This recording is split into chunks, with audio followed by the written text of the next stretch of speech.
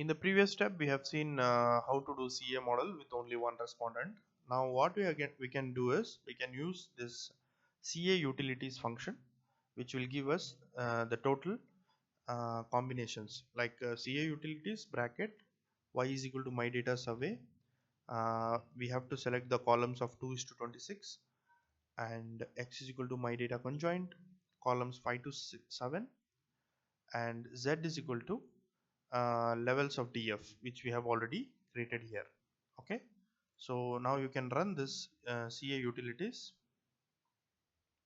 and you can observe here there are three outputs. Okay, so this particular output is showing about, if you can just come back to the R Studio and try to expand this view, by the graph itself we can say which is the most utility, I mean which is the most preferred one from the customer point of view. So by looking at this, negative side shows they don't prefer Windows, and if you say positive side of utility, I mean the most preferred is Android.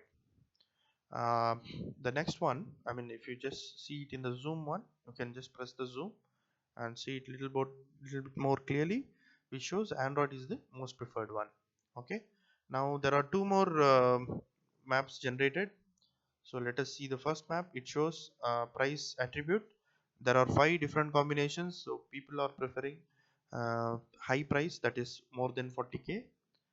And the third combination is about camera. So the overall weightage given by the customers for the camera is more than 35 megapixel. So this is the I mean this is the one step here, and moving on to the